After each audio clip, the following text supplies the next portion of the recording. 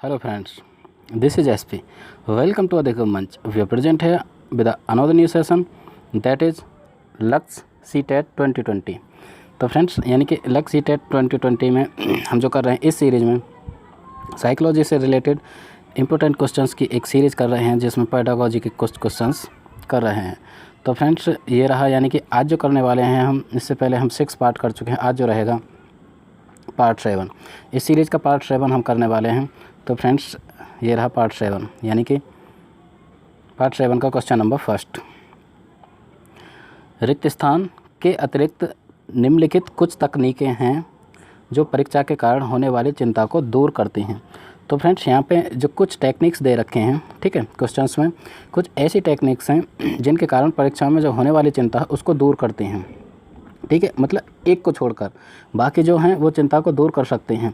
मतलब स्टूडेंट्स यानी कि परीक्षार्थी जब भी परीक्षा देने की तैयारी कर रहे होते हैं या उनकी परीक्षाएं समीप आ रही होती हैं तो ठीक है, बच्चे चिंता करने लगते हैं। तो चिंता को जो 4 ऑप्शंस दे रखे हैं उनमें से 3 जो होंगे वो परेशानियों को दूर करती हैं। ठीक है, कुछ ऐसी तकनीक हैं, ठीक है, और एक है वो नहीं करते। तो कौन सी है उसके बारे में हमको देखना होगा। तो फ्रेंड्स यहाँ पे ऑप्शन नंबर ए की तरफ चलते हैं। परिणाम के बारे में बहुत अधिक सोचना, यानी कि परीक्षा शुरू होने से पहले जो स्टूडेंट्स होते हैं, बच्चे होते हैं, वो परिणाम के बारे में बहुत अधिक सोचते हैं। तो ये जो चीज़ है उनकी चिंता को दूर करती है या फिर समर्थन प्राप्त करते हैं, चाहे उनके टीचर से हो, चाहे उनके एल्डर से हो, चाहे उनके पेरेंट्स से हो। विशिष्टताओं पर बल देते हैं। विशिष्टताओं पर बल से मतलब जो उनकी विशिष्टता है एग्ज़ाम करने से संबंधित अपने पाठ्यक्रम को दोहराते हैं या फिर अच्छी तरह से उसे रिवाइज करने की कोशिश करते हैं। डी की तरफ चलते हैं। प्रश्न पत्र की संरचना यानी कि पैटर्न से परिचित करना, यानी कि ये चिंता को दूर करती हैं। तो फ्रेंड्स हम देख पा रहे हैं यदि बच्चों को परीक्षा शुरू होने से पहले समर्थन प्राप्त हो जाए तो उनकी चिंता दूर हो जाती है। विशिष्टताओं पर बल दिया जाए तब भी चिंता दूर हो जाती है। और जो एग्ज़ाम पैटर्न है उस पर जोर दिया जाए, यानी उससे परिचय करा दिया जाए स्टूडेंट्स का, तो जो परीक्षा से होने वाली चिंता होती है वो दूर हो जाती है। जो एक है उसमें ए ऑप्शन बिल्कुल करेक्ट रहेगा, यानी कि क्वेश्चन नंबर फर्स्ट का। परिणाम के बारे में बहुत अधिक सोचना, जो बच्चे एग्ज़ाम शुरू होने से पहले रिजल्ट के बारे में बहुत अधिक सोचते हैं, ठीक है, तो वो उनकी चिंता को दूर नहीं कर सकती और चिंता को बढ़ा देती है। तो क्वेश्चन नंबर फर्स्ट का ऑप्शन नंबर ए बिल्कुल करेक्ट रहेगा। नेक्स्ट चलते हैं, ये रहा क्वेश्चन नंबर 2, यानी कि इस सीरीज़ का क्वेश्चन नंबर 2। ब्लूम की टैक्सोनॉमी स्पेस की पदानुक्रमिक व्यवस्था है, यानी कि जो ब्लूम टैक्सोनॉमी है, ठीक है, जो ब्लूम ने टैक्सोनॉमी दी है वो किससे संबंधित है। कुल मिला के इतना सा क्वेश्चन पूछा है। पाठ्यचर्या संबंधी घोषणाओं से संबंधित है या फिर पठन कौशल से संबंधित है, संज्ञानात्मक उद्देश्यों से संबंधित है या फिर उपलब्धि लक्ष्यों से। तो फ्रेंड्स ब्लूम टैक्सोनॉमी, इस टैक्सोनॉमी में ब्लूम जो बात करते हैं संज्ञानात्मक उद्देश्य, यानी कि कॉग्निटिव जो ऑब्जेक्टिव्स हैं उनको 3 तरह से इन्होंने डिवाइड किया है। तो उसके बारे में ये बात करते हैं, जिसमें फर्स्ट चलो वो बाद में बात करेंगे। सिर्फ क्वेश्चन नंबर 2 का ऑप्शन जो रहेगा सी रहेगा, यानी कि कॉग्निटिव जो ऑब्जेक्टिव्स हैं उसके बारे में ब्लूम ने टैक्सोनॉमी दी है। क्वेश्चन नंबर 2 का सी ऑप्शन करेक्ट होता है। अब हम चलते हैं नेक्स्ट क्वेश्चन नंबर 3। ये रहा क्वेश्चन नंबर 3, यानी कि आ ब स 3 शिक्षार्थी हैं, या कुल मिला के ये कह सकते हैं कि 1 2 3 शिक्षार्थी हैं, ए बी सी मान सकते हैं, जो अंग्रेजी पढ़ते हैं, तीनों अंग्रेजी पढ़ते हैं, ठीक है।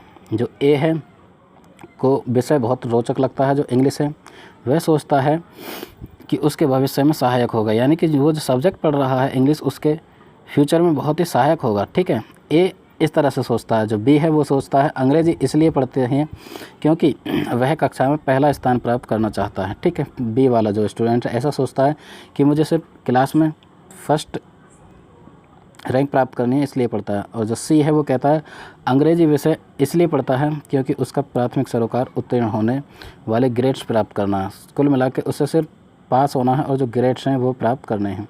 तो फ्रेंड्स यहाँ पे यानी कि ए ब स यानी कि ए बी सी के उद्देश्य क्रम से हैं, तो किस किस तरह के उद्देश्य हैं, यानी कि निष्पादन उपेक्षा या निपुणता, ठीक है, यानी कि तीनों के जो ऑप्शन रहेंगे निष्पादन उपेक्षा या निपुणता। बी की तरफ चलते हैं, निष्पादन उपेक्षा निपुणता या फिर निष्पादन। सी की तरफ चलेंगे, निपुणता निष्पादन उपेक्षा या फिर निष्पादन। डी की तरफ चलेंगे, निपुणता, निष्पादन, निष्पादन, उपेक्षा। तो फ्रेंड्स यहाँ पे क्वेश्चन नंबर जो 3 है उसका जो ऑप्शन रहेगा, ऑप्शन बिल्कुल करेक्ट रहेगा, डी बिल्कुल करेक्ट रहेगा, निपुणता, निष्पादन और निष्पादन उपेक्षा। इसको डिस्कस कर लेते हैं। जो ए वाला स्टूडेंट है वो चाहता है, उसको वो सब्जेक्ट बहुत ही रोचक है, अपनी मेहनत के साथ उससे बेहतर तरीके से पढ़ना चाहता है, कुल मिलाकर वो निपुण होना चाहता है, ठीक है, उस सब्जेक्ट विशेष में वो निपुणता हासिल करना चाहता है, ठीक है। यदि हम बी की बात करें तो वो निष्पादन, सिर्फ परीक्षा में फर्स्ट स्थान पाने के लिए मतलब वो निष्पादन करना चाहता है, ठीक। और जो थर्ड वाला है सी की हम बात करें तो वो चाहता है कि सिर्फ उसे ग्रेड से संबंधित किसी तरह से वो पास हो जाए, परीक्षा में जो मिलने वाले ग्रेड्स हैं उनसे उसका मतलब है। तो फ्रेंड्स इस तरह के जो स्टूडेंट्स को कहेंगे, यानी कि उनका जो उद्देश्य है, फर्स्ट वाले का निपुणता, सेकंड वाले का निष्पादन और थर्ड वाले का निष्पादन उपेक्षा।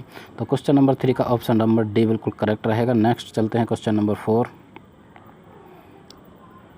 ये रहा क्वेश्चन नंबर 4। हालांकि यह स्पष्ट रूप से उनकी सुरक्षा आवश्यकताओं के उल्लंघन में था, यानी कि ये निम्नलिखित में से जो भी बात थी उनकी सुरक्षा आवश्यकताओं का उल्लंघन था। कैप्टन विक्रम बत्रा अपने देश को बचाने के दौरान कारगिल युद्ध में मारे गए। संभवतः उन्हें स्पेस था या थी। फ्रेंड्स यानी कि स्पष्ट रूप से उनकी सुरक्षा आवश्यकताओं का उल्लंघन था जिस तरह से उन्होंने किया, यानी कि कैप्टन बत्रा ने अपने देश को बचाने के लिए वो युद्ध में मतलब शहीद हो गए। तो संभवतः उन्हें क्या थी, यानी कि आत्मसिद्धि की प्राप्ति थी उनके लिए, या फिर अपने अपनत्व संबंधी आवश्यकताओं की उपेक्षा थी, या फिर अपने परिवार के नाम की ख्याति प्राप्ति थी, या फिर नवीन अनुभव की प्राप्ति थी। तो फ्रेंड्स इस तरह से यानी कि अपने देश, अपने राष्ट्र के लिए आत्म बलिदान करना, अपने आप को न्यौछावर कर देना, कुल मिला के इसे कहेंगे हम आत्मसिद्धि की प्राप्ति। तो उनको ये जो थी आत्मसिद्धि की प्राप्ति है। तो फ्रेंड्स यहाँ पे क्वेश्चन नंबर 4 का ए बिल्कुल करेक्ट रहेगा। नेक्स्ट क्वेश्चन नंबर 5 पर चलते हैं। ये रहा क्वेश्चन नंबर 5। क्वेश्चन नंबर 5, प्रतिक्रिया का विलोप होना निम्नलिखित में से किसके बाद अधिक कठिन है। प्रतिक्रिया यानी कि रिस्पॉन्स का जो विलोपन हो जाता है, एक समय ऐसा आता है कि जो स्टूडेंट्स हैं यानी कि उनकी जो रिस्पॉन्स है, प्रतिक्रिया आना बंद हो जाती है, ठीक है। तो कि किस चीज़ के बाद कठिन है, निरंतर पुनर्वलन, यानी कि हम कॉन्टीन्यूसली लगातार यदि बच्चे को रीइंफोर्समेंट देते रहें, पुनर्वलन देते रहें, तो एक समय ऐसा आता है कि जो रेस्पॉन्स है, प्रतिक्रिया, उसका विलोपन हो जाता है, मतलब वो आनी बंद हो जाती है। यदि बी की बात करें, दंड, यदि हम बच्चे को दंड देते रहेंगे, ठीक है, हर बात पर पनिश करते रहेंगे, तो एक समय ऐसा आएगा कि प्रतिक्रिया समाप्त हो जाएगी। या फिर मौखिक भर्त्सना, बच्चे की मौखिक भर्त्सना करते रहेंगे, मतलब बात बात पर उसे टोकते रहेंगे, ठीक है, तो उसका रिस्पॉन्स आना बंद हो जाएगा। या फिर डी, आंशिक पुनर्वलन, या फिर आंशिक रूप से पुनर्वलन देते रहेंगे, तो बच्चे की एक समय ऐसा आएगा कि बच्चे की जो प्रतिक्रिया है वो ख़त्म हो जाएगी। तो फ्रेंड्स यहाँ पे ऑप्शन नंबर डी बिल्कुल करेक्ट रहेगा, यानी कि आंशिक पुनर्वलन ऐसी स्थिति है जिसमें प्रतिक्रिया का विलोप होना शुरू हो जाता है। तो फ्रेंड्स क्वेश्चन नंबर 5 का डी ऑप्शन बिल्कुल करेक्ट रहेगा। अब हम चलते हैं क्वेश्चन नंबर 6। ये रहा क्वेश्चन नंबर 6। स्पेस के द्वारा निपुणता अभिविन्यास को प्रोत्साहित किया जा सकता है।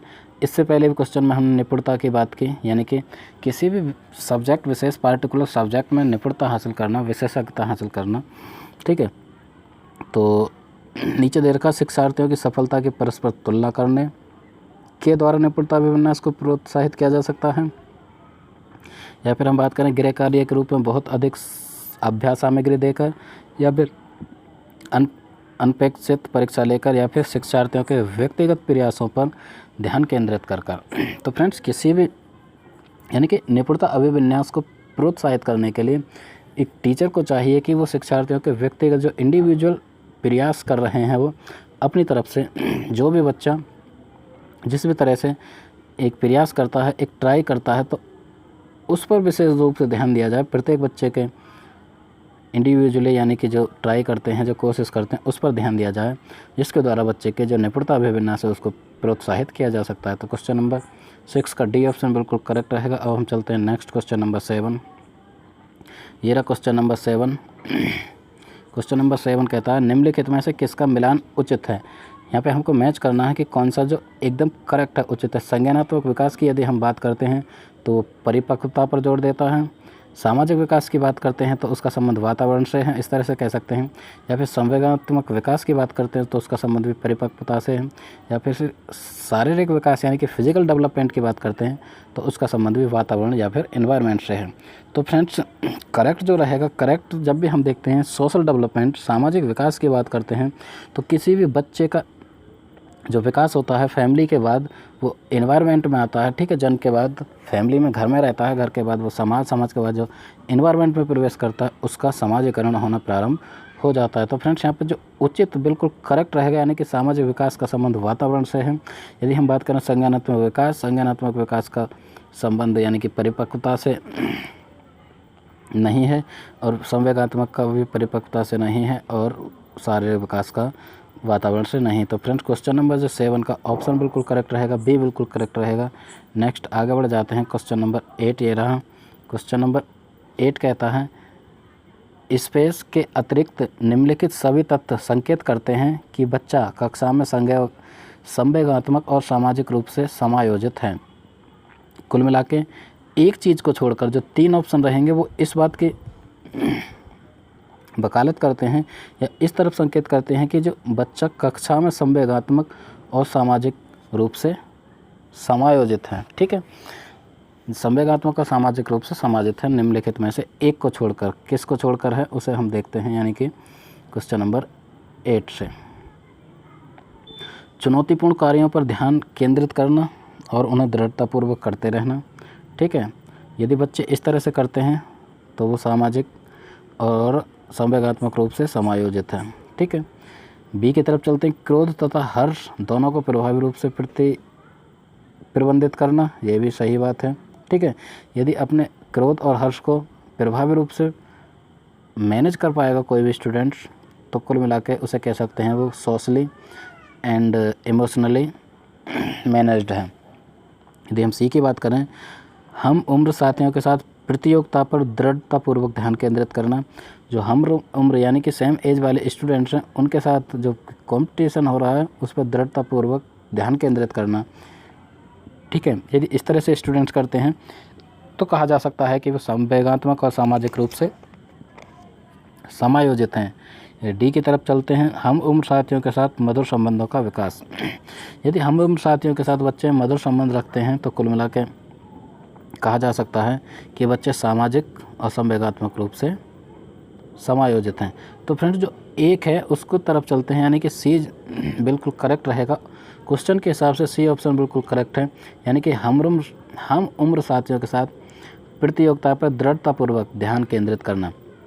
यानी कि इस तरह के बच्चे जो अपने सेम एज के स्टूडेंट्स के साथ जब प्रतियोगिता हो रही होती है सिर्फ उसी पर ध्यान केंद्रित करते हैं, तो ये नहीं कहा जा सकता इस आधार पर कि बच्चे सामाजिक और संवेगात्मक रूप से समायोजित है। तो फ्रेंड्स यहाँ पे एक जो बात है यानी कि ये इस चीज़ के और संकेत नहीं करती। तो फ्रेंड्स यहाँ पे हमने देखा क्वेश्चन नंबर 18 का सी ऑप्शन बिल्कुल करेक्ट रहेगा, ठीक। अब हम चलते हैं नेक्स्ट क्वेश्चन नंबर 8 के बाद क्वेश्चन नंबर 9। ये रहा क्वेश्चन नंबर 9। क्वेश्चन नंबर 9 क्या कहता है, निम्न में से कौन सा कथन बच्चे के विकास में परिवेश की भूमिका का समर्थन करता है। परिवेश मतलब किसी भी बच्चे का जो एनवायरनमेंट है, ठीक है, वातावरण है, उसकी क्या रोल है, उसकी क्या भूमिका है, इस चीज़ का समर्थन करता है जो कौन सा एक स्टेटमेंट है। पिछली कुछ शताब्दियों में या फिर पिछली कुछ दशाब्दियों में बुद्धि लब्धांक परीक्षा में शिक्षार्थियों के औसत प्रदर्शन में लगातार वृद्धि हुई है। पिछले यदि 10 सालों की बात करें, ठीक है, तो पिछले कुछ वर्षों में जो बुद्धि लब्धांक है परीक्षा शिक्षार्थियों में, मतलब शिक्षार्थियों की जो परीक्षा है उसमें औसत प्रदर्शन जो चल रहा था उसमें लगातार वृद्धि हुई है, ठीक है। या फिर एक समान जुड़वा बच्चे जिनका लालन पालन भिन्न घरों में हुआ है उनकी बुद्धि लब्धि 0.75 यानी कि 0.75 के समान उच्च हैं। या फिर सी की तरफ चलते हैं, शारीरिक रूप से स्वस्थ बच्चे अक्सर नैतिक रूप से अच्छे पाए जाते हैं, ठीक है। तो ऐसा तो फिर बिल्कुल भी नहीं है। कुछ शिक्षार्थी सूचना को जल्दी परिक्रमण करते हैं जबकि उसी कक्षा के अन्य विद्यार्थी ऐसा नहीं करते। तो फ्रेंड्स क्वेश्चन को दोबारा से देखते हैं कि जो बच्चे के विकास में जो परिवेश है, ठीक, परिवेश का जो समर्थन करता है वो कौन सा एक स्टेटमेंट है। तो फ्रेंड्स यहाँ पे ये जो है पिछली कुछ दशाब्दियों में बुद्धि लब्धांक परीक्षा में शिक्षार्थियों के औसत प्रदर्शन में लगातार वृद्धि हुई है। तो फ्रेंड्स क्वेश्चन नंबर 9 के लिए ऑप्शन ए बिल्कुल करेक्ट रहेगा, यानी कि किसी भी बच्चे या फिर ये कहें बच्चों के जो पर्यावरण उसके जो उसका जो डेवलपमेंट है, बच्चों के विकास में जो पर्यावरण किस तरह से भूमिका अदा करता है, समर्थन करता है, तो ए ऑप्शन बिल्कुल करेक्ट रहेगा। ठीक है, अब हम चलते हैं नेक्स्ट, यानी कि इस सीरीज का लास्ट क्वेश्चन, यानी कि क्वेश्चन नंबर 10, 10वां क्वेश्चन। समाजीकरण में सम्मिलित है सांस्कृतिक संचरण और, यानी कि जो समाजीकरण की बात करते हैं, प्रोसेस ऑफ सोशलाइजेशन, किसी बच्चे का जब भी समाजीकरण होता है तो उसमें सम्मिलित हैं, दो चीज़ सम्मिलित हैं, यानी कि एक तो सांस्कृतिक संचरण, ठीक है, संचरण मतलब कल्चरल की बात करें, ठीक है, एक तो उसका कल्चरल एक्टिविटी या एस्पेक्ट, दूसरा क्या है व्यक्तित्व विकास, ठीक, या फिर बच्चों को लेवलों में समायोजित करना, या फिर संवेगात्मक समर्थन उपलब्ध कराना, या फिर विद्रोहियों को निरुत्साहित करना। तो फ्रेंड्स समाजीकरण के जब भी हम विशेषता की बात करते हैं, प्रोसेस ऑफ सोशलाइजेशन, किस तरह से बच्चों में सामाजिक गुण विकसित होते हैं, समाजीकरण होता है बच्चों का, तो उस तरफ हम देखते हैं। तो एक तो उसका सांस्कृतिक संचरण हो गया, कुल मिला के कल्चर के थ्रू बच्चे में जो विशेषता आ रही होती हैं, ठीक है, कल्चर से वो समाजीकरण का गुण उसमें आता है। और यदि हम दूसरी तरफ देखें तो दूसरा जो रहेगा, यानी कि व्यक्तित्व विकास, किस तरह से किसी भी बच्चे का पर्सनल यानी कि व्यक्तिगत तौर पर उसका व्यक्तित्व विकास हो रहा है, ये दोनों जो चीज़ें समाजीकरण की तरफ संकेत करते हैं, यह कहना समाजीकरण की विशेषता है। यदि हम बात करें बच्चों का लेवलों में समायोजित करना, ठीक है, ये समाजीकरण का प्रोसेस नहीं है। संवेगात्मक समर्थन उपलब्ध करना, ये भी नहीं है। विद्रोहियों को निरुत्साहित करना, ये भी नहीं है। तो फ्रेंड्स यहाँ पे क्वेश्चन नंबर 10 का ऑप्शन नंबर ए बिल्कुल करेक्ट रहेगा। तो फ्रेंड्स यानी कि ये वीडियो काफ़ी टाइम बाद आ रही है। यदि ये वीडियो आपको थोड़ी सी हेल्प करती है, ठीक है, अच्छे लगते हैं, तो इसे लाइक करें, कमेंट के थ्रू अपनी कोई भी क्वेश्चन है उसे ज़रूर से बताएं, ठीक। अभी तक चैनल सब्सक्राइब नहीं किया तो चैनल ज़रूर से ज़रूर सब्सक्राइब कर लें, अपने फ्रेंड्स के साथ शेयर कर सकते हैं। ओके फ्रेंड्स, इस सीरीज़ को यहीं पर वाइंड अप करते हैं। Thanks for watching, keep learning, keep supporting. That was SP Singh, signing off.